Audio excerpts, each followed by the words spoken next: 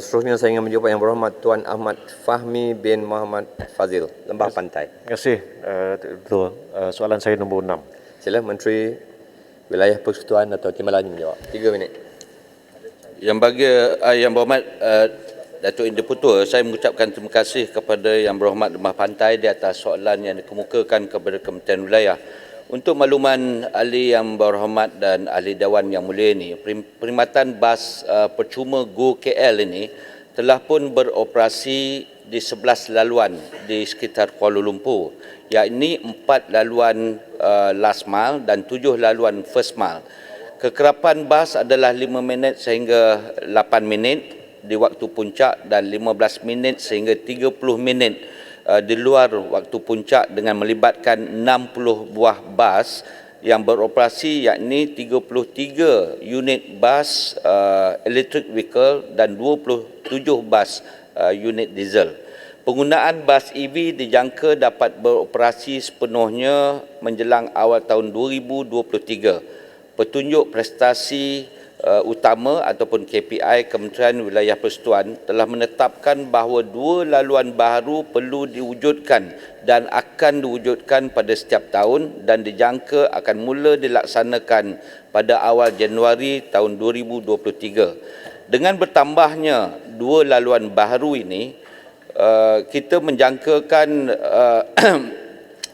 dengan bertambahnya 2 laluan baru ini, dijangkakan penambahan sebanyak 10 lagi buah bas Go KL diperlukan dan akan menjadikan jumlah bas yang beroperasi sebanyak 70 buah bas untuk tahun 2023. Penwujudan laluan baru bertujuan untuk memastikan hala tuju Kuala Lumpur ke arah membentuk jaringan pengangkutan awam yang bersepadu.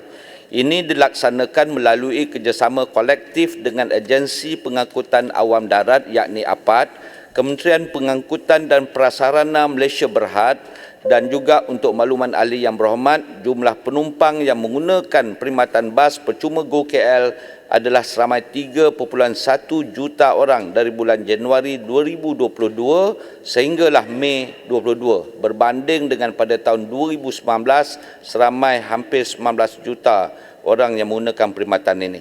Dalam masa yang sama, Dewan Bandaraya Kuala Lumpur sedang menaik taraf lorong-lorong bas sedia ada di jalan-jalan utama seperti Jalan Sultan Azlan Shah, Jalan Tuanku Abdul Rahman, Jalan Raja Laut dan Jalan Dangwangi.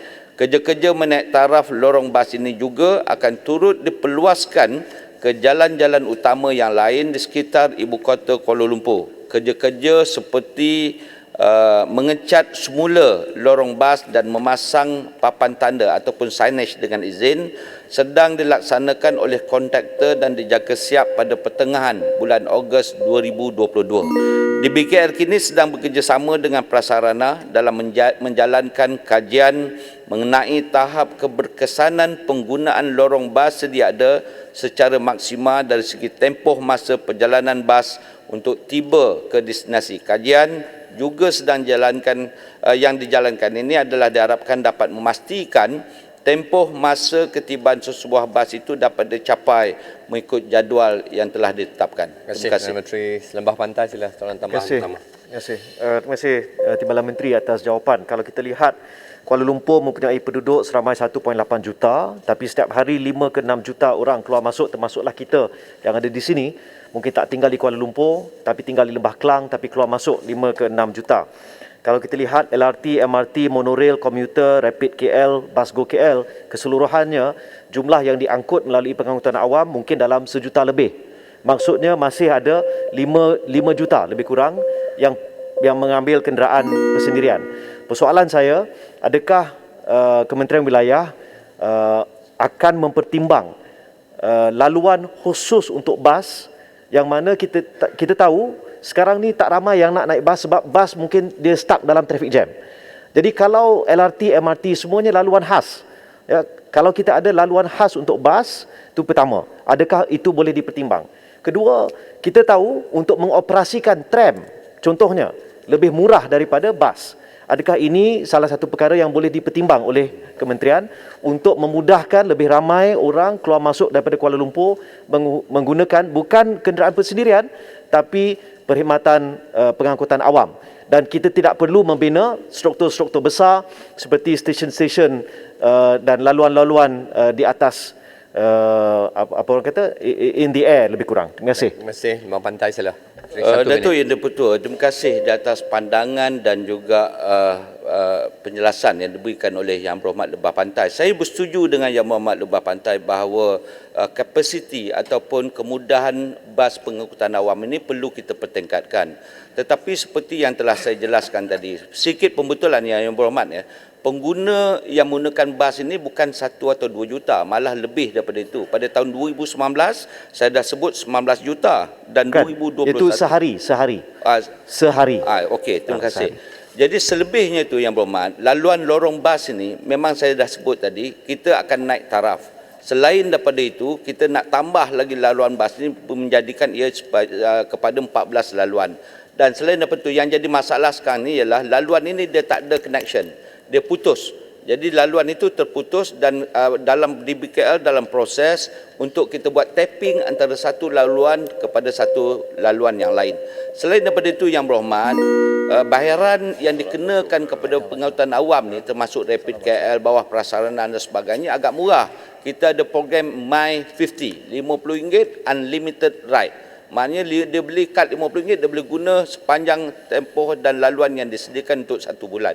Apa yang kita lakukan oleh pihak kementerian melalui DBKL Yang Berhormat ialah kita dah bagi kepada 716 orang, bulan Julai je ya, 716 staf DBKL My50 secara percuma untuk menggalakkan mereka menggunakan perkhidmatan awam ni rather than menggunakan kenderaan persendirian. Ini yang dilakukan oleh DBKL dan saya harap supaya perkara ini juga menjadi ikutan kepada agensi dan juga jabatan yang lain. Soalan saya pasal tram tadi.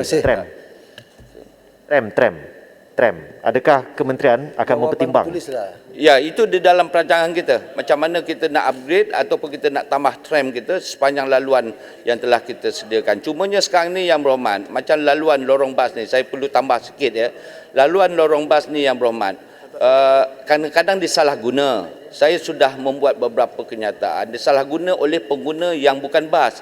Laluan bas ini cuma untuk lorong bas, taksi pun tak boleh guna sepatutnya. Apatah lagi kalau mereka meletakkan kenderaan di laluan ini. Jadi maka dengan itu pihak DBKL akan lebih aktif dan lebih serius lagi dalam menjalankan penguatkuasaan supaya lorong ini tidak diganggu gugat oleh kenderaan lain untuk membolehkan public confidence sekiranya dengan izin Datuk Yang Dipertua bila guna bas tak adalah lewat ke tempat kerja macam itulah.